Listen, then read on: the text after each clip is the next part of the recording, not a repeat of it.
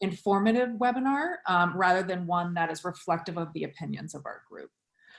So the format that we're going to do is I'm going to introduce all of our speakers for today, our panelists, our wonderful panelists, and then go through our curated list of questions.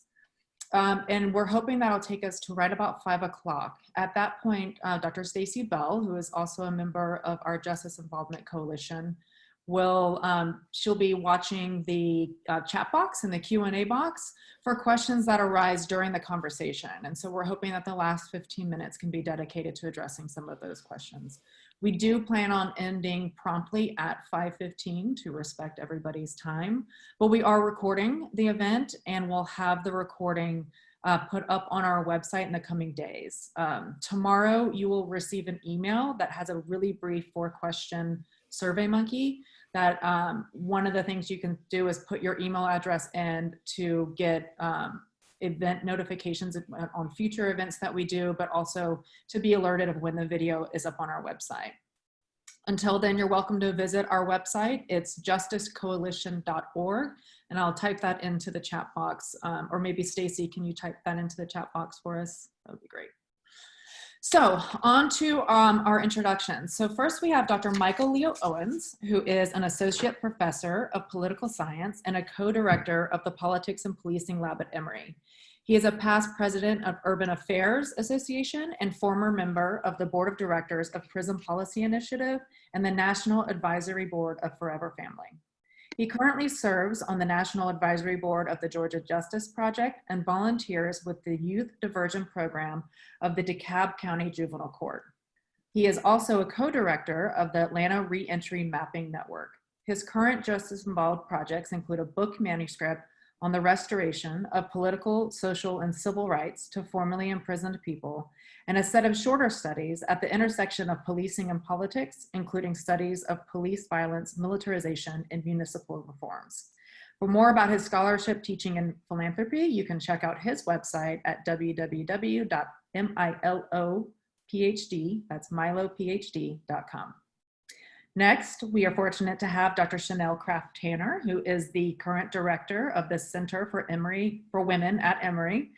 As the director of the center, she provides executive leadership for the Women's Center and develops and sustains partnerships across the university to establish a shared vision for the center and lead it in its implementation. She also provides strategic guidance and support across the enterprise to make the university a better place for women and all students. Dr. Tanner also holds a PhD in Women's Gender and Sexuality Studies from Emory, where she completed a dissertation entitled Beyond the Bars, Using U.S. Third World Feminism to Read Constructions of Carcerality and Hip Hop. Additionally, she holds a master's in Women's Studies from Georgia State University and a bachelor's in Government and Politics from the University of Maryland in College Park. Dr. Tanner is also a member of the internationally recognized Crunk Feminist Collective, where she brings expertise in the area of hip hop feminism, U.S. Third World feminism, Black feminism, cultural studies, and critical prison studies to read popular culture. You'll have to excuse my dog scratching in the background. Maybe we can get his collar taken off. Next, we have Darrin Sims Jr., who was born and raised in St. Louis, Missouri. Growing up in such a racially divisive city had a large impact on the way Darrin saw social justice, even from a young age. He soon made the decision to attend Fisk University in Nashville, Tennessee, where he double majored in political science and history. Upon graduation, Darrin answered that call and served as a teacher for Teach for America in Nashville and St. Louis. It was during the Ferguson Uprising that Darrin decided to focus on community organizing and abolition. Soon after, Darrin moved to Atlanta and entered the Candler's Divinity School at Emory University. Since then, Darrin has devoted his work and research to social justice through a theological lens. He currently teaches, preaches, and organizes around faith-based approaches to reducing recidivism, voter suppression, and police and prison abolition in Southwest Atlanta, Georgia. He is supported by his beautiful wife, Chauncey, and their 2 wonderful children, Emmett and Zora. And finally, we're lucky to have Liza Cobey with us, who is a rising senior at Emory University, double majoring in American Studies and Media Studies with a concentration in film and media management. She is currently involved in community organizing in her hometown of Fredericksburg, Virginia, and interns with a nonprofit civil law firm. She is a prison abolitionist, a police abolitionist, and an anti-capitalist. And she is also the current president of Emory Spear, which is an undergraduate group that stands for Students for Prison Education, Activism, and Resistance. So we have a wonderful array of experts here. And so we're gonna start with kind of a super basic question. And I think maybe if we could start with this question, maybe in the order that I introduced y'all. And that question is, what does defunding the police mean to you? How do you define it for yourself in your life? So Dr. Owens, we'll start with you. So thank you very much, everyone. The first thing I guess I would say in response to the question is, if we're going to talk about defunding, we need to be clear about like, what is the funding, right? Generally in the United States. And we know that if we just focus on the states and the localities, cities, counties, and the like, we're talking about a minimum of $115 billion, right? But of that number, that's a lot of money. But of that number, 87% of that money is actually being spent at the local level, right? So it's not the state. So our emphasis should, of course, be on spaces where the money really is at, cities and counties. So I wanted to be clear about that. Here in Georgia, policing seems to account for about 2.7 some odd $1 million or sorts along those ways. And then of course, Atlanta, since we are in the city of Atlanta, we know that the city of Atlanta, budgets about $217 million for police services, which may or may not include all policing that's provided within the city limits of Atlanta. So the specific question of, what does defund the police mean? I take it literally as people have put it forward, right? We know what to defund something means. People talk about defunding things all the time, like Planned Parenthood, for instance. So we have a general sense that we mean the idea of taking money from something, some person, either all of the money or some portion of that money, where then we're forced to think about, well, what are we going to do with this money that we've taken from this place? Where in the case of defunding the police, the idea is that you would take the money from the police and use it towards other purposes and functions that might contribute to, right, a high quality society, however one wants to think about that thing. The other thing I would say very quickly, though, is that defund, I think, is a useful word, but I think a word that we also are used to is the idea of divestment, right? Where you're taking something away, but almost every time like an investor decides to divest from one thing that they're invested in, they make choices about, well, now how can they yield some sort of productive benefit from that money? And so for me, that's what this conversation is largely about. And the final thing I would say is, I think we also should be clear that, of course, not everyone hears defund the police the exact same way. And so there are people who are hearing defund the police, but they are hearing something different and they're interpreting it in different ways, where I think first there are those who would say, oh, it's about reform. Just sort of modify things. Let's modify, technologies, the testing of the police for bias and a variety of other things. Others would say, no, it's just diversion, right? We just won't give any more money to the police so that we don't expand the scope and scale of policing. But generally, right, we're still at the status quo with regards to funding the police. I think there also are those who hear it as devolution, where, okay, we'll sort of do away with the police, but we'll still have some sort of policing entity in our lives that we will give some of that money to, or maybe even all of that money to. And then, of course, there are those who maybe just hear, oh, we just want to disband the police. Although in disbanding the police, what that normally means is you disband the police at one level, but then you're relying upon a different policing entity almost always at a higher level. So we might disband, say, a municipal police department, but the expectation might be, oh, because we'll let the county police or some sort of metropolitan-wide police agency do the policing. Thank you for that. Dr. Tanner? So I think that that was pretty comprehensive. I don't have much to add, but what I will say is same. For me, defund the police means defund the police. I'm not interested in reforming. I think that we've tried lots of different reforming policies for police and they don't work and they don't keep me safe or people in my community safe. And so when we say defund the police, we mean defund the police.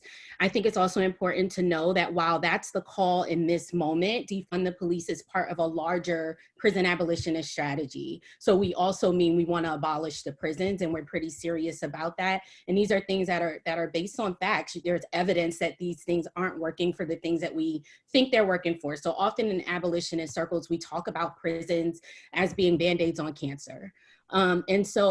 But I'm also a feminist, and I think that defund the police is primarily a feminist call too.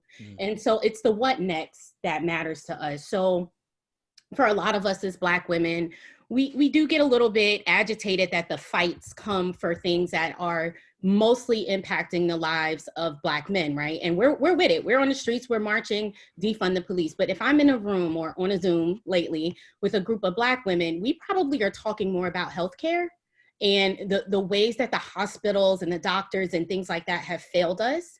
And, you know, we were getting a little bit of traction around maternal mortality rate, but we didn't take to the streets in the same way. So I think that's an institution that if we're going to defund the police, can we put some money into community healthcare models as well? I think if we're talking to Black children, it's the school system. It's the education system that we really want to put our eyes on. And so I think the fight right now is one that is about defunding the police, but I care a lot about where those funds are going to go to. And I want those things to be going to community-based programs that women of color have been pushing for and fighting for. You know, and I think a lot of times when we're talking about defund the police, it's scary to people who don't know what that means. And I think we often go to, you know, well, what about sexual assault? What about murder? You know, things like that. Because for us, you say, you know, as a woman of color, you say, we want to beef up communities. And then it's like, community ain't really always safe for me, you know, so who's going to do something about the harms that are caused in my community? But I think defunding the police means that we would fund programs like Men Stopping Violence, right? So if we're serious about sexual assault and things like that, then we would look at programs that are actually working to stop men from doing these things to women and causing these harms. And so defund the police, I think people kind of get hung up on the defund part as a negative, but I see so much hope and potential in what we can build as a society once we stop over funding the police and militarization of the police, and we start putting those funds into things that actually do work and that make our lives better and safer. And I think the last thing I'll say is that, you know, during COVID-19, we saw the impact of that. We saw what it means to live in a society that has not put resources into our healthcare and into our public health models, but instead put it into policing. And it hasn't played out well for us. So that's all I'll add to that, and I'll let the next person go. That was great. I like how you tied it into the other current crisis that's happening, right? Darrin? Thank you. And thank you, Dr. Milo and Dr. Tanner and Liza. It's really good to throw down with y'all today. Simply put, for me, for defunding the police, for me, I could not and not talk about Black women. And Dr. Tanner, I'm so glad you brought that up, because I recently remembered watching the video of Sandra Bland. And I remember watching her being pulled over, her questioned, her stopped, and then her physically assaulted by a police officer. And I began to wonder, on what authority does this cop have the right to drag this Black woman out of her vehicle, slam her into the ground, and then arrest her? For me, defunding the police means questioning who has power to actually do that. So I'm not just talking about defunding the police, I'm talking about defunding institutions of power that have constantly been targeted against brown and Black bodies, against women, against non-binary folk, utterly. So in defunding the police, police are an institution of a larger system. They are enforcers of a system of power. When we think about the executive branch and we think about the power to enforce, for me, that's what police are, as boots on the ground. And so when as an abolitionist, when I say defund, I'm talking about police. I'm talking about the ideas of the discretion that prosecutors have. I'm talking about prisons. I'm talking about in all of the ways in which we subjugate people who do not fit into our narrative of what is normal by means of control. I also think about community surveillance, and I'm going to use language from the Supreme Court that we need to defund the police and these institutions with all deliberate speed. Because as Dr. Tanner mentioned, one, abolition and calls to defund the police and to restructuring are not new. They've been happening for decades. We see Black women in the 70s, Angela Davis, Audre Lorde, talking about defunding the police. So it's not a new conversation at all. And so to talk about reforming the police, been there, done that, didn't work. And so I think about ways in which we continue to dismantle and disrupt power. Not only how we can restructure power, but how do we redistribute power to people? And so when I think about defunding the police, I think about all of that. I think about it from an economic standpoint, from a theological standpoint, from a restorative standpoint, and how do we redistribute wealth and how do we redistribute power to people? That was excellent. Thank you so much, Darrin. And Liza, what are your thoughts on this one? Yeah, thank you all for everything that's been said. You have said it better than I ever could. I just want to agree that defunding the police is a step towards abolition. It's a step towards a radical reimagining of justice and moving away from this so-called justice system that we have that exclusively uses violence to solve problems, right? And so moving towards something that's focused on the community, focused on providing for people, providing housing, food, physical and mental health services, education, and just reiterating what was just said about these aren't new ideas. They're not my ideas, certainly, and they're not new ideas at all. People like Angela Davis, people like Ruth Wilson Gilmore have been saying this for years. And so I think it's really important to emphasize that this work is accessible, that many people are just coming to this conversation, are just hearing this language for the first time, but it's out there, and Black women have been having these conversations for years. So I think it's especially important for those of us who are white and those of us who are entrenched in academia, as many of us are, to be doing this work, to be putting in this emotional labor, to do this research behind it, because we're already in these spaces and we have to take it upon ourselves to educate ourselves in those situations. Excellent. Thank you so much for those responses. I want to build on something that all of y'all kind of touched on, and Liza specifically talked about defunding the police being a step towards abolition. I think that it'd be useful to have some clarification on the differences and similarities between defunding the police and abolishing the police, and your thoughts on whether or not that we had a lot of questions about, is that the right language? Because people that are unfamiliar with the movement may hear that and think, you're just going to get, as we've noted, get rid of the police department and then that's it. Things go on without it. And as we know, that's not what's happening. So is there another word? Dr. Owens, you mentioned divesting. What are some of your thoughts on, any of you, on that language and the difference between abolition and defunding? Well, I mean, I think, as was noted by my colleagues here, what's the end goal, right? Or what is the sort of world that one is imagining? I mean, I guess we could spend a couple of minutes just thinking about the idea of, what are the rationales behind this movement? And one of the great rationales, of course, is this notion of abolition, but it's abolition for a purpose, right? Not just to do away, just to do away. I mean, it's the idea of really trying to support a moral vision, right? Which, of course, then makes this conversation all about politics, because politics is all about trying to decide, who gets what, when, and how in relationship to some sort of vision that you have for your community. And in this case, I mean, it's like, what kind of 21st century nation, cities, counties do we imagine that we'd want? We assume that we want degrees of peace, right? And peacekeeping, but in large measure, the point is it's to have peacekeeping without coercion, if possible, and peacekeeping without violence, peacekeeping without harm. And again, this notion of abolition, it's abolition for the purpose of achieving something that we think is possible, right?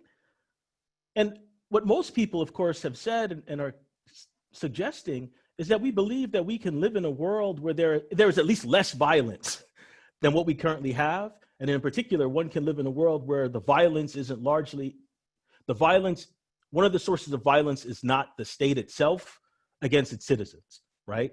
Against its taxpayers, against those who support the state, and all those sorts of things. So I think that that's really important to keep in mind. And I like this idea that it's trying to reach towards something, to move towards something. But it also requires, right, removing obstacles and barriers that one might perceive as standing in the way of achieving, that better thing. And I would say too that I think too often people want to poo-poo the abolitionists because they want utopia. And the reality is no one wants. Maybe we want utopia, sure, but we're also just saying that we can have a far better world than what we currently have. And that's definitely true with regards to, Black and brown people and all sorts of varieties of marginalized, racialized, gendered, sexualized people, in this country and other places around the world. Dr. Milo, I want to jump in on what you said because it makes me think about imagination, right? And so there was a time in this country where Black people who were enslaved at the time were told that they would never be free, that freedom for them was unimaginable. And it was because of Black people, because of abolitionists, because of people who could see themselves free when they lived in a society that said they couldn't be, made it happen. And so I think about when people ask about rewording the term abolition or rewording the term defunding, I'm thinking about what's stopping your imagination. And then I think about my ancestors who literally saw themselves in a way that the world refused to, and made it possible for me to attend Emory University. So I think about opportunities like that.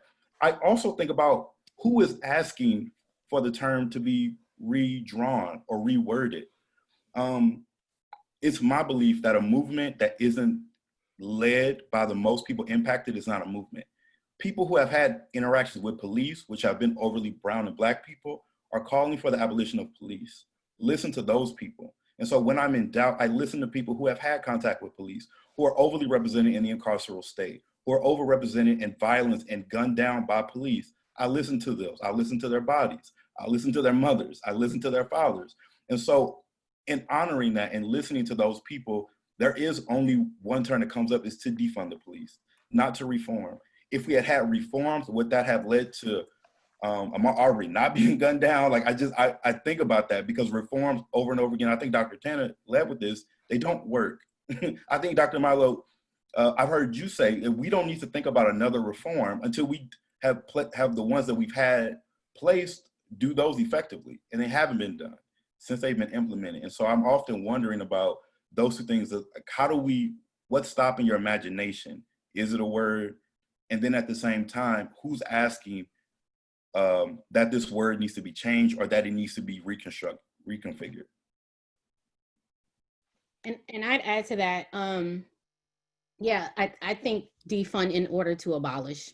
I just want to be real clear about that. Again, they don't work. And I think that, as an abolitionist, we spend a lot of time with people, thinking that we're kooky or, naive and don't understand the way the world works. And look, none of us are saying to get rid of the prisons tomorrow and just let everyone out. What we're talking about in both abolishing the police, defunding the police, abolishing the prisons is building a society in which we don't need them.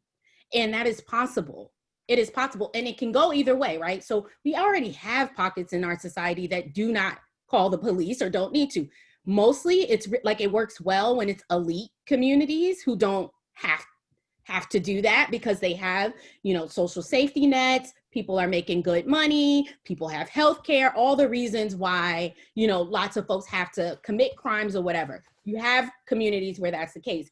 You also have communities like the one where I grew up in, where the distrust for the police is so deep and they are so ineffective when they show up that people just take law into their own hands. We don't want that either. But that in terms of what you were saying, Darrin, about imagination, you don't have to look very far to imagine what a world without police can look like in my communities, because we haven't had the investment in things that do work. It just means that people take the law into their own hands, but we seldom invite the police into our communities. They show up and they show up pretty reckless. And I'm thinking about anecdotally, a few years ago, I actually had a neighbor who 6'5" Black man who was clearly struggling with schizophrenia. And it was getting pretty bad, and we were all pretty concerned that he would harm himself. You know, he was actually, you know, beginning to be naked in the street. We can see him at night, and all of us were terrified to call the police, but we did not know who else to call. And that is the problem, that we call the police for everything. For someone who's having a schizophrenic breakdown, who none of us were afraid was a harm to us, but was a harm to himself. We call them, you know, we call 911 because there's a cat in the tree, and we call them because somebody broke into your home. And so that's the problem, is that we are relying on the police for too much, even in the schools. Even here in DeKalb County schools, there are instances where the police are called immediately for fights in school, regular middle school fights. And these are things that when we were coming up, the principal would have handled that, even if it was on some, you know, suspension or whatever, things like that, that as prison abolitionists, we also, you know, are looking at. We're beyond that. It's directly to the prison. It's directly. And yes, it's resource officers, but it's also literally partnerships between the schools and the court system, where that's where the kids go for having a fight. So that's a problem, right? Because that's something that we should be empowering the schools to be able to do, whether that's through professional development or different kinds of trainings. But we have not only do we overfund the police, we're also over relying on them for things that they cannot handle and should not be asked to handle, because they don't have the training, experience, or skills to do so effectively and safely. And going off that, I also think it's important to recognize just how high the burden of proof often is for abolitionists. It's made to seem like abolition is this questionable or idealistic alternative to a system that works. But we know that the system doesn't work, right? There's harm every day. There's so much harm in our communities. So thinking of it not as this is an alternative to what we have that's working, but this is a solution to a problem that we have. The police are not a good system. They're a problem in our society. There are a couple of things I would put out here. There will be those who will say that perhaps in some situations and contexts, the claim that reforms don't work maybe goes too far. The reason why I say that, of course, is, you know, the idea of reform, ever since we've had police in the United States, almost immediately people were calling for reform of police departments. And in particular, why? Because of, you know, the deployment of officers and their use of violence, right? The use of violence from almost day one in the United States. So we've had stacks upon stacks of things that could fit into the hopper that we would call reform, which in some places, right, reform has been implemented and arguments can be made that it has had the effect of reducing police violence, that it perhaps has the effect of making some people be a little bit more safe. Of course, one of the challenges with regards to those who are strictly reformist is the fact that, you know, reform only works if you actually implement it in full, and if you have a means of holding, you know, the implementers accountable. Right? So in the case of body cameras, it's a wonderful idea, but what are we learning? We're learning that there are officers who don't turn on their cameras, right? So there's a reform that's intended to produce something good, both for the officers, for the departments, for the cities, for the citizens, but yet the implementers, right, they're not doing what they're supposed to do. And then the matter is, well, how come we can't hold them accountable for making the reforms work? And I would say, you know, to this point that Chanel is raising, you know, and in those instances where there isn't good implementation of reform or any sort of reform truly being implemented, right, that then does create lots of other problems that I would say, in fact, then strengthen the argument of the abolitionists, right, who are able to just say, well, look, you want us to trust this system right here as it is, but this system you're asking us to trust in, you see all the ways in which it's faulty, it's poorly designed, and it's not implemented well. And when it actually produces harm, trying to come to some degree of reparation, you know, some degree of, you know, real responsiveness and just sort of regard and like an acknowledgement that, wow, yeah, this system is broken in this part. Like, you don't even get that, right? What you get is resistance and all forms of opposition, both by the police, but also by lots of people who are pro-police. And I think we also should be clear, right? The current context is one in which we have a nation that generally, if it's not pro-police, it's certainly not anti-cop, right? And I would also say that this is a a society that has truly demonstrated that it has a high tolerance for violence, like a truly high tolerance for violence, both interpersonal violence, right, citizen to citizen, but also violence between the state and the citizen. And I just think that we have to keep those things in mind. And even as one reaches towards and tries to walk and help others get towards the point of abolition, I think we have to pay real attention to the broader context that, of course, will make this like your lifetime, my child's lifetime, and maybe other people's lifetimes before you see anything approaching the grander idea, grander vision, I think, of what we would call abolition. That's a really great segue. Oh, I'm sorry, Dr. Tanner, go ahead. All I was gonna say is I think you bring up really good points, Milo, and I think that it's important for us when we're to make clear that we are not talking about a world without community safety. Mm-hmm. I want to be safe. I want to be able to, I want to trust that I can call if something happens to me. But what we have now is a system that works like that for some and not for others. And we don't have a system for holding the police accountable when they are the ones that are causing harm. And yes, right now we are talking about the murders of, Black people at their hands, but they also sexually assault women. Mm-hmm. And there are tons of stories of that too. And who do you call the police on the police? So we do want a world where there's community safety. But what we're saying is it doesn't have to be from the police, because from the roots, that is a system that really wasn't designed to protect people that look like me. So we can bring, if we can put our minds together to build the internet, I think we can put our minds together to think of a world that does not rely on brutality or doesn't have a vision of safety that is achieved through violence. I think we can do this in a different way.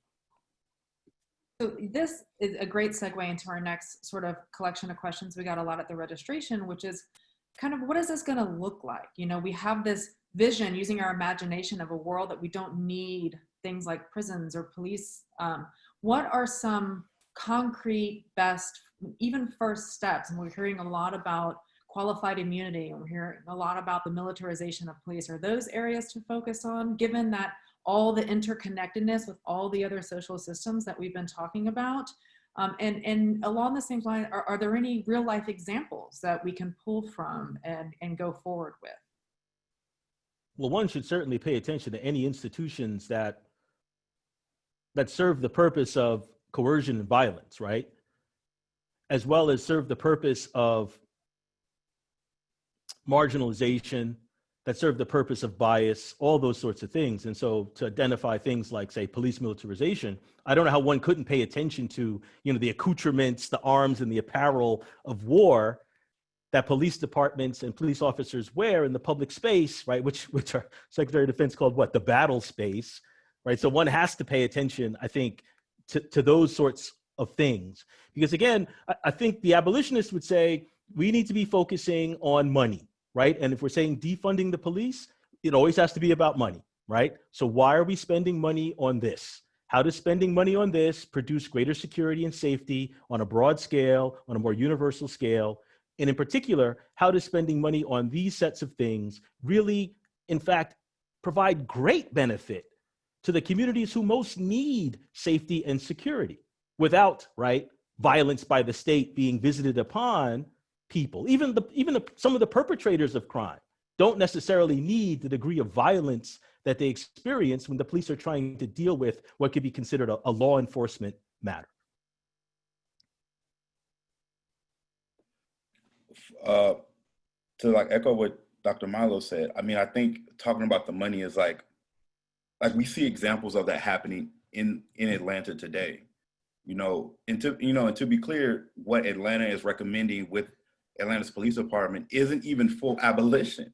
It isn't even full defunding. It's a hold on the funds. If you do this correctly, then you get that back. Will that work? We don't know. But then we see examples like Minneapolis that says we are dissolving our police department. We see examples in Ferguson, where I'm from, where we see people in the community say we're dissolving our police department. And I think that one thing that came out of, I don't know if you had a chance to look at it, but the Ferguson Commission that produced a report that basically went in detail about all the happenings that were happening with police and all the money. Like, we're not just talking about officers, but we're talking about the way that police interact with courts, interact with schools, interact with, I mean, just the scope of police that we're trying to remove. The scope of police has increased significantly in the 21st century, while the scopes of other departments have decreased. I'm a former teacher, and I can tell you that if anything, the roles and responsibilities of teachers have increased, but their funding to education systems have not. On the other hand, police, while they are expected to do a lot, and they often don't do a good job at it, they are never in lack of resource. They are never in lack of both with militarization equipment, or if it's new training, or if it's with, so reform actually increases the scope of police budgets. It gives them more police. It gives them more opportunity. It gives them more resources. So what this could look like, and I'll use in the reshifting term, what if we could imagine, what if those went to teachers? What if those went to social workers? What if those went to therapists and creating healthcare access to people in marginalized communities? What if that went to public housing? What if that went to address homelessness? What if that went to drug and like, if you could shift funds to anything but police, what would it be? And I guarantee that you could think of a list of 25 million things that you could invest in rather than police. I think that that's the imagination that I was talking about earlier, is that we know this doesn't work. So why are we continuing to fund it? And at very high rates. We talked about public safety earlier. Often when you look at city budgets, public safety is the #1 line item. It's where a majority of taxpayers' dollars are going towards. And I have to ask a question, if when you think of public safety, do you think of police? For me, those two do not correlate into the same thing. And I would imagine for a lot of people like myself who have had interactions with police officers that have been minor, but have also had drastic consequences, would not equate that to public safety as well. And so I also think that this also is a conversation that needs to happen community by community, that communities are having conversation about what does defunding look like for our neighborhood, for our hood. There are communities that are so embedded into police and police history and police contact that they have a lot of work to do, versus for Black communities that are resistant to police, it's easier for us. And so I think about there needs to be a community conversation about what does our steps look like toward abolition? How do we get there, not next year or the year after? And so I think that this is a conversation that will continue to happen and will be happening for the foreseeable future. I think that in addition to all the things that y'all are saying, that I think we all have a role to play from our vantage point. I don't think that this is going to be neat. What are the demands that we have? And so I focus on this a lot from the education world, right? Because that's my real wheelhouse. If you ask me what I think is going to save the world, I'm going to say education. And obviously I work at Emory, right? So I believe in that. And I think we have so much work to do to decolonize our minds around this. I think that we can all be looking at the ways that we kind of uphold this kind of prison system. I even, I have 2 kids. I even think about that when I'm like, okay, well, I don't want to spank them. We'll do timeout. Well, I mean, how is that different? So constantly, I still do timeout, but constantly thinking though about like, should I be doing something else? Maybe they could blow bubbles. Maybe they just need to calm down. But it is a constant process of that. I think the work that Spear is doing so beautifully here at Emory is looking at Emory, right? Are there changes that need to happen to the conduct policy here that, could help us not be relying on punishment? So it's not just about the police, it's the over reliance on punitive practices that I think we need to be thinking about. And that's work that all of us can do, even in our own lives, because there's a culture that says that policing is okay. And we create that culture. And so we can do the work of dismantling it. And so the other thing about this moment, and I think about Angela Davis a lot because I think she must feel incredible to be seeing, like, most of us don't think we'll see any real progress in our lifetime, but for her to be living in this moment with a movement that she was so integral in defining for us, defining the terms and giving us the framework, and to see that we are actually on Zoom at Emory University talking about defund the police. And this is like the 3rd time in 3 weeks that we've had these kinds of conversations. Like, that we're talking about that on a daily basis, that this is living room talk, kitchen table conversations around defunding the police. That is so much progress. And I think that's the start. I think it's making these ideas more normal, right? Because right now, all we can imagine, that I think that's the biggest barrier to what Darrin keeps bringing up. Like our imagination can't even think beyond what a carceral state looks like. And so that's our first project, is to know that it is possible. I think the other thing, folks are concerned about, well, what about the police, right? If we defund the police, what will they go on to do? Where will they work? What about them? And I grew up in a factory town, and no one asked those questions when they took the factories away and my dad had to figure out what to do. And so, not to say that I don't care, I have friends who are police too, but there are lots of jobs and industries that go away, and people aren't making the same kind of like, well, we must keep them because what about the people? And I just don't think that industry should be the first place where we have that level of sympathy, when no one is saying that. When I show up at a McDonald's and there's I can get my food all on the computer and not interact with one person. I don't see anybody saying what that's going to do to those workers in those industries. So I just kind of want us to keep that same energy for everybody. The other thing I was thinking about too, the initial question was about, what are examples or models that are out there? On the one hand, people have been doing all kinds of things, right, to try to create safety and security without having necessarily a harm-oriented or violence-oriented perspective. I mean, I think about the efforts across cities, right, on the role of people who would identify themselves as violence interrupters, right? Now, a challenge of violence interruption, of course, is, there's not a lot of funding that goes into supporting such efforts. What if one took some money from over there, right? Again, this idea of divesting towards something better. If it can be proven that violence interruption makes a difference, in particular violence interruption that is organized and affected by communities themselves, then that's something that could be invested in, right? And we do have examples of that. About the violence interrupters, is that coming out of like epidemiology, where they're like seeing like, trying to get to the people in the community that are most likely to be involved in a violent incident, and then they're like, I've seen some things like this, and I'm wondering if that's the same. I think that there are those, but then there's like even the more direct related things that are focused on gangs, for instance, right? And having good, I mean, I don't even want to use this word, but for lack of a better word, by having good surveillance, community level surveillance of what's going on and what might be about to happen with regards to harm at the community level, and then having people stand in the gap between, these two opposing entities with an eye towards trying to figure out what's the violence going to be about and how can one begin to reduce that violence. The other thing I would say is, recently, Denver had announced that it was going to try this experiment, right? The support team assisted response, or the STAR initiative, for 6-month pilot program, where they would rely upon unarmed sort of mental health workers to deal with certain types of calls that come to the city for assistance, right? So this is another model that one could look to.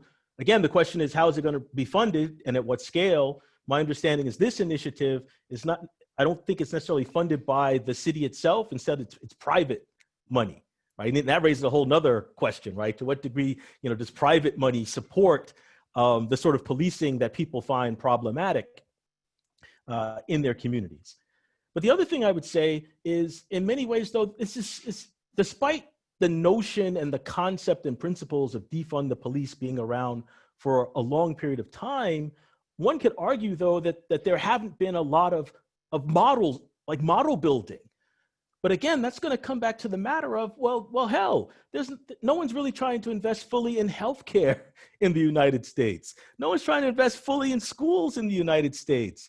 And so I can understand why there might be an absence of models, but I also think that people shouldn't necessarily get hung up on, well, I got to have models in order to move forward, right?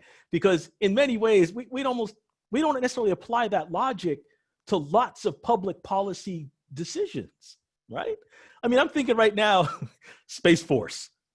Oh my gosh, we got money for Space Force, right? where there was no real debate, no real argument. But when people want, safety and security on earth, oh my gosh, you got to give me models, right? I got to have what's your logic model for how this thing is supposed to work? I'm like, nobody asked about a logic model for Space Force. Give me a break. Excellent point. Go ahead. I just wanted to say one more program because I have to shout at Atlanta. I mean, we have the pre-arrest diversion program in Atlanta. Yeah. I mean, we see literally, the problem is that when you call the police, they show up with a gun, a taser, a baton, like all of this equipment. And we know that situation didn't end well for Rashad Brooks. It didn't end well. So when police show up, violence tends to happen, regardless of a situation that doesn't require violence. So what the pre-arrest diversion program does here is that it shows up if somebody who is showing maybe they're having a mental health crisis, or maybe it's not even something that warrants an officer to arrive on the scene. And oftentimes that's successful and the person goes about their business. So there are plenty of models out there for people who need, to me, honestly, that feels like a cop-out. Mm-hmm. But there are plenty of models and things that are happening with creativity and will and imagination of programs that are possible and are succeeding right here in Atlanta. We've seen enormous growth with that program, enormous scope of that program, where people have been able to de-escalate, or they've been trained to de-escalate situations and engage with the community in that way. We just know that happens, but personally, I feel that the cop-out is we go under this lens of crime. Like we have crime is on the rise. Crime is on the rise. Crime isn't on the rise. The way that we legalize crime is on the rise. The way that we define crime is on the rise. So more and more stuff is on the rise. George Floyd was arrested and detained for possibly having a counterfeit $20 bill. Should that have been something the police were called for? Mm-hmm. Probably not, but he was, and he was killed for it. So I think about also the way that we term crime and the way the scope of crime continues to increase is something that you have to talk about in abolition, in defunding. So then you're moving into court abolition, how courts and the police interact with each other, sustain each other. It's a relationship. You can't have courts and not have police, because courts send people to police, they police the courts, you have a bailiff. So there are all these things that are embedded into all these different fabrics of society. Society, in my opinion, is afraid of making all these modifications. They're necessary. So the final question that I'll ask you before passing it on to Stacy for the chat box questions. And Liza, I think that as a current undergraduate student organizer, I'd love it if you could respond first to this. How do we keep the momentum going? We know that these movements start, everybody pays attention, and then they kind of move on to the next thing. How can we keep the momentum going? And what is one, maybe two, if you can't choose, primary resource you would recommend to everybody to check out after the webinar? So I think that a lot of the work that we're doing with I know there's been an enormous amount of student activism, writing letters to the administration, talking about Emory's policy. So I think as an Emory community, that's something that's really important for us to do, is to think about, because defunding and abolition can be so big, but if we can think about it just on our campus, if we think about the way that Emory Police is operating, the way that they have made students feel uncomfortable, the way that they have created these spaces of unsafety on our campus. So if we can really address these issues specifically to our campus, and Spear, I know we've been thinking a lot about what it's going to look like coming back in the fall with COVID, with the policies that are going on, and using this moment to highlight the ways that surveillance and the carceral state has come into our school. So this is a time when we can think about, okay, so how are students being treated? How are students being surveilled? Because we're thinking about this more with COVID, right? Because we have students on campus with masks, we have policing of visitors, we have policing of the way that students move throughout spaces. But we know that that doesn't just happen in a pandemic. That happens all the time. That happens to students of color on our campus all the time. So really using this moment to highlight those issues. And I would say, as for organizations that we should think about reaching out to and that we should be in touch with, I think that there's an enormous amount of activism in Atlanta. So there's Cop Watch of East Atlanta, who's an organization who's been doing really good work with training people to use alternatives to the police, training people to be able to move in spaces without the police. So being able to not only take what we have at Emory, but then connect that to the greater community, because we have this enormous amount of resources at Emory and we're so distanced from the Atlanta community. So if we can bring those two things together in this current climate, this current crisis that we have going on, I think that's the kind of thing that's really going to draw these issues to the forefront and keep people invested in them. A couple of things. I mean, this question about momentum. I think we're at a point where it's just going to continue. It's not going away. Part of the reason I think it won't go away is because, people at least feel that they're seeing degrees of responsiveness in a way that they had never seen before. And so people, I would say, have like a touch or a taste of triumph, and that's going to keep people going. The other thing I would say, of course, like this idea of momentum, well, I mean, it's taken decades to get to where we are now, right? So there's been this momentum. It might be slow, but of course, these moments of spectacular and extraordinary violence, and as we just keep seeing more and more of it, where of course the question is there necessarily more of such violence, or are we just being more exposed to instances of it in ways that we hadn't seen before, is something we might want to debate. But I do think, though, that these moments that we do see, they're sending messages to people, and in particular to people, I think, who never really thought about it or took it seriously, that there might be systemic problems with regards to policing. So that's one thing I'd say about momentum. To the point of like things I would sort of recommend, basic things. The first thing is, I just think it'd be so great if every person in the United States would just read about the history of policing in the United States, so that we can be clear about why the police were originally created in the United States. That would be so helpful, I think, right? For these conversations. That way we don't have people coming to conversations saying, well, the police have always been about public safety. And it's like, well, public safety for whom, right? Because from the very beginning, when the police in the North, right, in cities, we could talk about slave patrols, we could talk also about cities in the North, where it was about using the police as a means of repressing and oppressing other white ethnics, right? And if you just understood that, you would have like this basis for understanding that the police in the United States, but almost everywhere in the world, right? They first and foremost exist for purposes beyond just this general notion and principle of, safety and security. It's like safety and security for the benefit of particular sets of interests.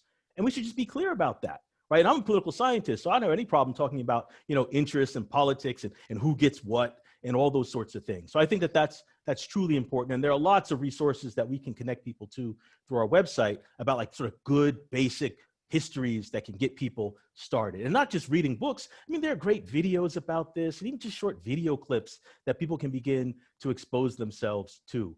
All of you might know that at Emory, one of my courses that I teach is policing and politics. Right, which is like mind-blowing for some of my students who are in the class. Like, I didn't know about these things. Well, I can certainly put on our website, right, a link to the syllabus so people can have access to that. And the final thing that I would say is we have only been talking about policing, like this idea of policing for safety and security in our neighborhoods, and it's sort of like this domestic focus. But I think we also need to be clear that a conversation about defunding the police, there are all kinds of police in American society. There's public police and there are private police. There's federal police, state police, local police, right? County police. But then we have the police who exist for the purposes of what? Like immigration, right? We haven't even touched on that, right? So we would have to then bring into the conversation the role and sets of institutions that are about policing immigrants and denizens, right, in the United States that we would want to talk about. And then I would say in this moment, given the protests all around the world, some of which, might be about what's happening in policing in the United States, but are also about policing in their own countries and what's happening with regards to bias, that we also need to have a comparative understanding of how the police and policing institutions are working in the world, which then might allow for maybe, more global conversations about what do we need the police for? Thank you. Yeah, I would also agree with reading. And I think that Angela Davis's book, Are Prisons Obsolete, is still a really good place to start. It's where I got my start. It's a thin book and a fast read, and I remember reading it and being like, okay, like she makes the argument really clear. She goes over the history. I think that's a really good place to begin. And, you know, she's all over the place talking right now. That's one of the benefits of, you know, her still being around, is that you can hear her, and, you know, how her views matter for this moment. And so I agree with what Liza was saying and what other folks were saying about the Black women who have already been on the front lines. I think people should check out m4bl.org, the Movement for Black Lives. They have a very good platform. They just proposed the Breathe Act. Like, there are organizations who are out here doing the work. I think we encounter, I agree with what Milo's saying about the momentum. I think it's going. I think it is, because with prison abolition, it's usually not that people are in disagreement. They just are more confused or don't understand. But once you get it, you're kind of like, once you see it, you see it. And so I think that the momentum is there. I think it's a lot more people who are aware. It's more of an unawareness of how it's working, but we have way more people who are aware. So I'm really hopeful about that. The other thing that, you know, we went through this entire conversation without mentioning the term restorative justice. And so I think folks should look into restorative justice as really what we're talking about when we're talking about these alternatives to policing. We're talking about a form of justice that is dependent on making the community whole, making the people who were victims of violence whole, and asking them what they need, as opposed to, you know, these assumptions of what people want. And so I think Googling restorative justice, finding some good sources around that would be a really good place to start. And to echo, like what Dr. Hernandez said, like, definitely with the reading, I'm an organizer by trade. And so a lot of what I spend my time doing is putting pressure on public officials.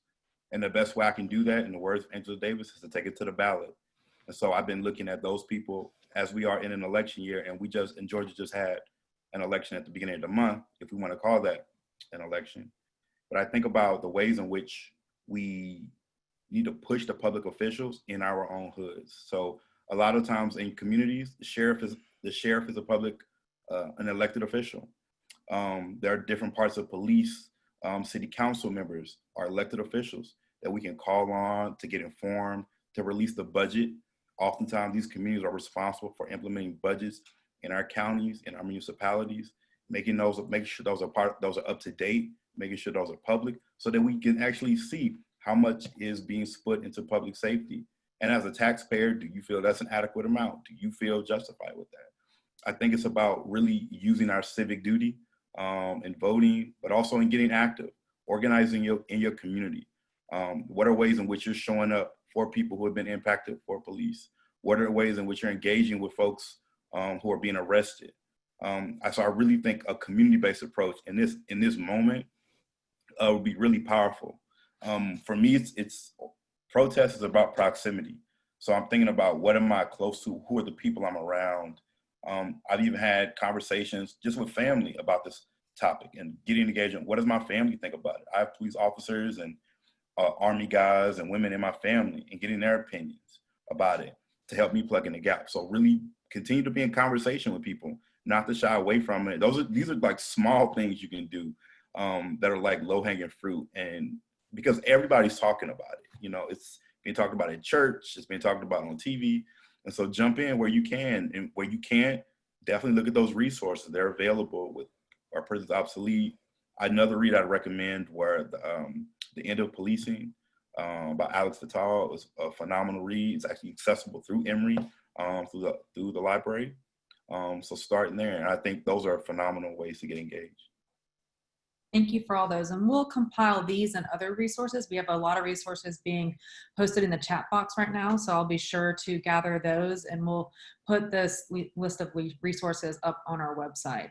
But I'm gonna pass it on now to Stacy. I see we have lots of questions in the question and answer box and then the chat box as well. So she's gonna hopefully be able to address a couple of them before our end time at 5:15.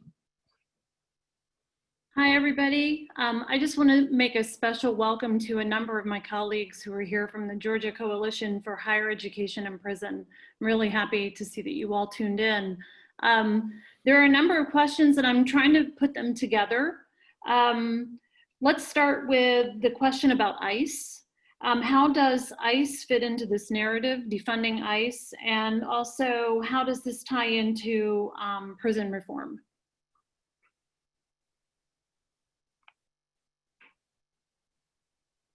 I mean, the first thing we know, I mean, ICE is what? I mean, it's a police agency, right? So I don't know how one could have a conversation about policing in the United States and the institutions that support and are investing in policing without paying attention to perhaps is one of the greatest, issues, of the day is the matter of immigration, right?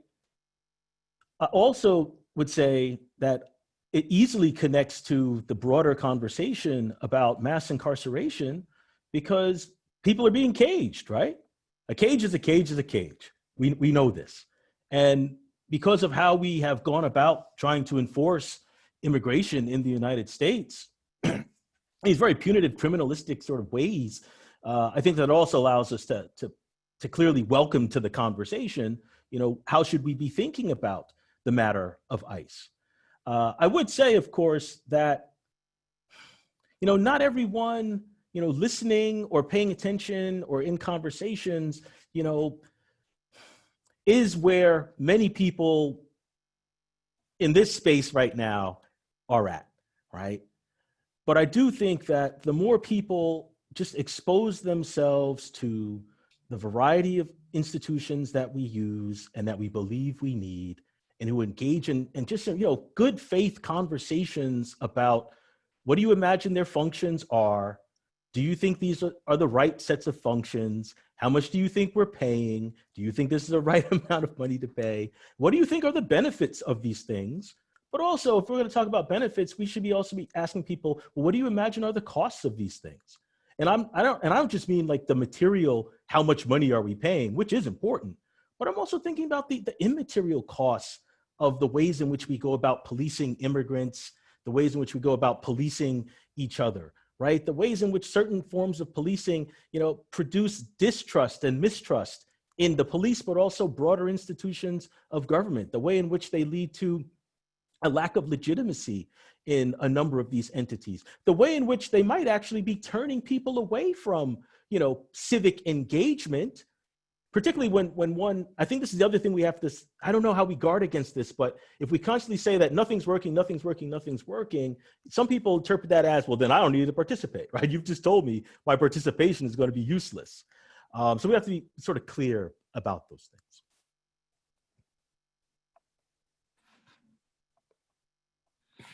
I'm just reminded that ICE, Dr. Tanner talked about how the scope of policing has increased. The powers that ICE wields, I think this question demonstrates that. We look at the camps and detention centers that have been built on the border, that have been paid for with federal money, that are staffed with federal money, that are being expanded with federal money because of the immigration issue being brought to the front by this current administration. Even now with debates going on what will happen with international students in the fall, there's another conversation that's beginning to happen about what happens if they don't. So how the powers of police are expanding in this moment right now. And to remind you that ICE is very much police. It may not be called that, which also brings us to the topic of what do we call police and the other ways in which they operate. But the fact is that they have the powers to detain people. They have the power to surveillance people, to rip people from their home. We see videos of children being ripped from their parents, of people being held and staffed and crowded in cages with little to no food. And so I think about that ICE demonstrates the power that a lot of times people's first interaction with the justice system is through police. That the police are the movers and shakers. They move the pieces around. So when people are physically moved within jails or moved from counties, it's police who are doing that. And so they wield an exceptional amount of power within state and on the federal side, with ICE demonstrating on the federal level as well. So ICE demonstrates the power that police can wield, and the protections that are in place. And it's in some ways it's really horrific to think about the power this much power that's in one institution of, I think Dr. Milo said, like our state and our local and our federal government that has, the power to physically remove and shift people around. It's a little alarming to me. And then just to be clear, right? So we think about ICE, you could say, oh yeah, the federal agency ICE, and that's of course important to pay attention to. But ICE likes to work in cooperation with local governments, right? It likes to work, if it can, with county sheriffs. It likes to work, if it can, with municipal police departments, where, right, then municipal police departments and county sheriffs, they make a choice. Are we going to be close in working with ICE to fulfill ICE's mandates? Or are we going to stay distant and say, no, that's not something that our community needs to support for a set of reasons for why we don't need to do that. But ultimately, again, though, right, it comes back to politics. It comes back to political actors acting in response to information they receive from interests and individuals. It is a function of ideology. It's a function of the ways in which people, think about immigrants good, immigrants bad. It's a matter of how many immigrants are located in a particular community, which also might allow for more pressure to be brought on not participating so much with ICE. And so I just wanted to be, have us be mindful of that as well, that ICE also, if it's about immigration, it also must be a conversation about choices being made politically at the local level.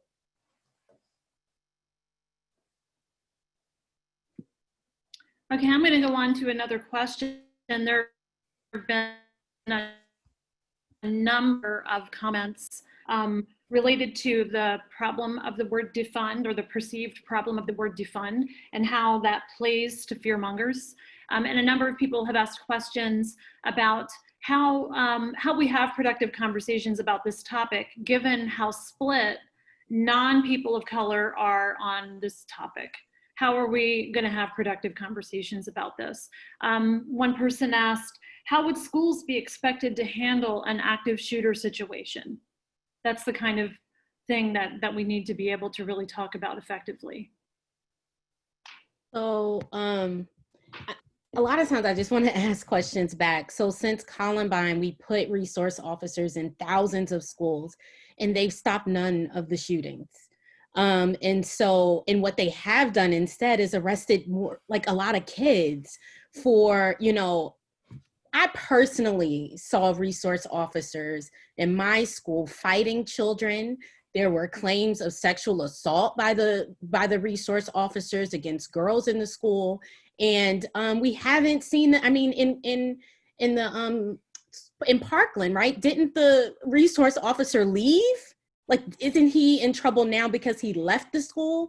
So I think the question is, what has funding them actually done to reduce any of this stuff? So again, we just have to continue to remind ourselves that, like, it's not working. It's the fear mongering is that, that's why we end up with more money being placed into policing, is because of people's fears, but it's not working. So we need to try something else. I mean, we have to regard people's fear, right? Some fear is justified, but some fear we could argue is unjustified, right? Or it just doesn't deserve as much sort of mental energy that people give to it. I'm always struck by these. I think these are good questions. I always appreciate questions that force us to think about scenarios, but at the same time, right, to focus on arguably atypical scenarios, the extraordinary scenarios, I sometimes find to be unfair. And as my colleague was noting, we can respond to things. And also, right, to the matter of how much policing is truly deterring crime or stopping crime. I mean, we know the criminologists will tell you about what? The funnel of crime, where the starting point is what? Do most people call the police when a crime happens? A lot of people don't call the police for all kinds of reasons, right? And so the policing that we have, it might produce some good, but it's not producing as much good as we might imagine along certain measures, right? There is the matter of clearance rates, for instance, which vary from police department to police department, right? Crimes being solved. There's great variation with regards to that. But many departments, right, if they're being honest, they're not solving all crimes.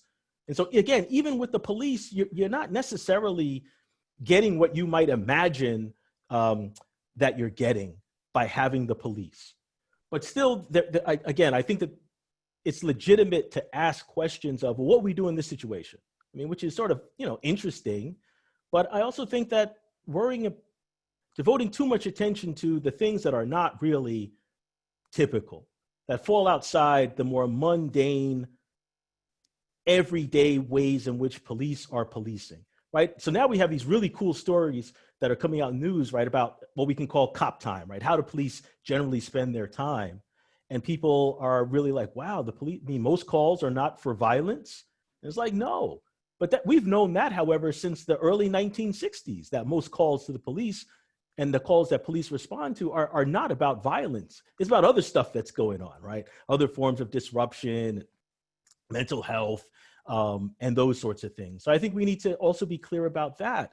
And sometimes, the fears that people have in their head, again, where do those fears come from? It could be because you have experienced violence in your life and you are still worried about that, right? I've been a victim of violence directly to me, and my family has experienced violence by others that have resulted in the death of family members. But I also know that in many ways, right, that's not how most people are living their lives on a day-to-day basis. And then there is the matter too of fears being, generated by politicians. But the main source of where you're getting your fear from is what you're putting in your mind by what you're watching and what you're reading, right? And what you're listening to. All those things are shaping your reality of the need for more police and an over-reliance of police.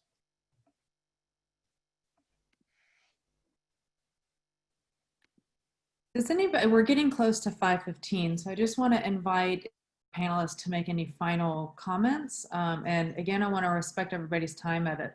We have 2 minutes. But I also want to remind all attendees that you will be getting a follow-up email tomorrow where you can suggest other webinars for us to do and sign up for a listserv. So do you guys have any closing comments you'd like to get in before we close it out for the day?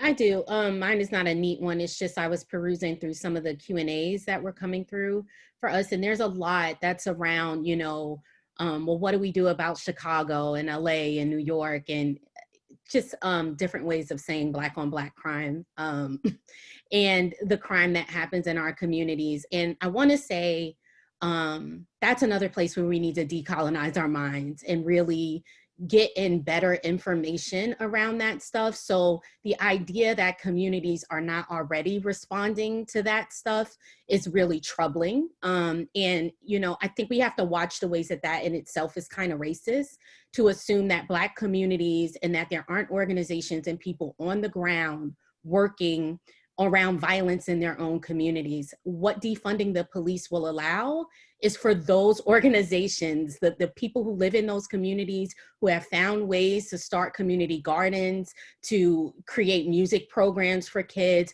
to do, the Southern Christian Leadership Conference was doing gun buyback programs back in the 80s. And so to think that we aren't already trying to tackle that, to think that we aren't concerned, just as much concerned about the little 8-year-old girl who got killed this weekend in Atlanta as we are by people who are killed by gun violence, it's erroneous. And I think we just really need to be careful of that and know that there are tons of organizations led by Black people on the ground in those communities doing that work to keep our communities safe, and they deserve funding for that because they have things that are actually working.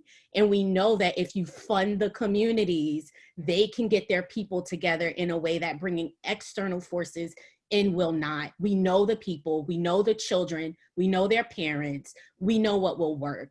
So I just wanted to address that. Thank you. Anything else from you all? To go off of that, I also saw a lot of comments about crime in the chat, and just recognizing that at the very core of abolitionist thinking is valuing life and personhood. And so thinking not about what laws are being broken, but thinking about what people are being harmed, and thinking about why people are in the position that they need to harm other people to survive. So just thinking about why we're not supporting our communities and how the police are not doing that. So there really is no alternative but to defund the police. And Dr. Jana and Liza said it beautifully. All I'll say is Breonna Taylor's murders are still walking around free. And the fact that they are, and the fact that Black people have lived under a system of surveillance since our elders were brought to this country, and are still finding ways to find joy and still finding ways to self-organize and self-sustain their communities, has shown people that we don't need police, has shown communities and the world that it's possible. I'm inspired by brown and Black people. I'm inspired by Black women who have been organizing this from the jump. And so what I will say is to really just continue to do the work and read, do the work and organize. It's possible. And get in contact with those people who are around you. The only thing I would add is, again, as a political scientist, I think that there also needs to be very serious consideration of the barriers and obstacles to defund the police campaigns. On the one hand, I'm very heartened by what I see and hear, and intellectually I understand it all, but I also know that this is about politics. And I think that people have to be very politically savvy with regards to this. A couple of quick things. First, there's disparate police contact by race and place, and I'd argue partisanship, right?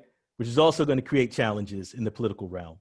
The second thing I would say is, public opinion right now, public opinion from the surveys we've seen, I think perhaps because, again, people don't necessarily understand defunding the police the right way, but in surveys that have posed the question in an abolitionist way, right, the support is not as great as one might imagine or hope, and that there's even, great difference within Black communities and brown communities around this question. Again, perhaps driven by lack of imagination, or perhaps I would imagine driven by concerns of safety and security, also driven by matters perhaps of class, right, where we know police officers in our families, for instance.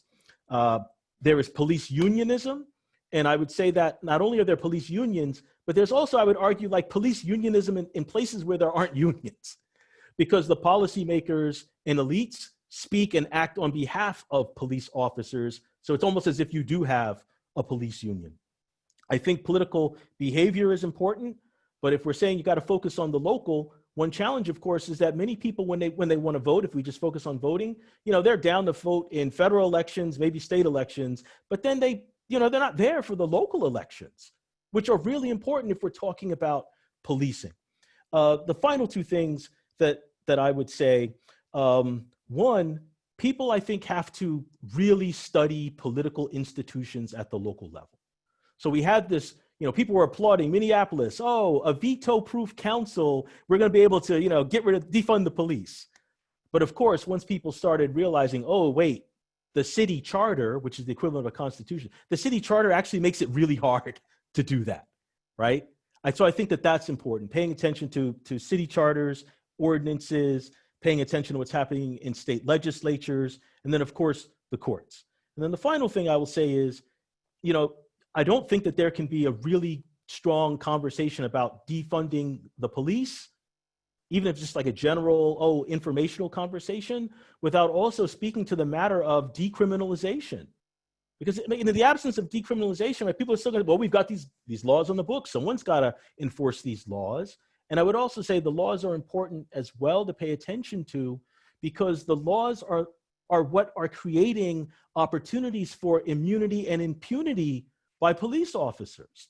And so I just, I don't want to be the downer, like the last voice that's sort of a downer, but I'm putting these things on the table so that people can take them very seriously, that people can also understand why, if the momentum is not as fast and speedy as some might like, it's because there are all these obstacles that are political obstacles that you also have to think about, how do you deal with them? How do you remove them? How do you perhaps reform them or replace them? Thank you. I don't think it's a downer. I think it's motivating. I think so too. And I will say, you know, the Arundhati Roy quote, "Another world is possible. She is on her way. On a quiet day, I can hear her breathing." And so I think that might be a good way of thinking about all of that, is with imagination and possibility. Beautiful. Thank you on behalf of all the attendees, you guys, the panel. This was so wonderful. Thank you very much for spending your time with us this afternoon, panelists. Thank you for those who attended and listened. Thank you, Stacy, for managing the questions. And I hope that we can, let's do it again next Wednesday. But I'm going to close it out now. And again, thank you so much. Appreciate your time. Thank you. Thank you.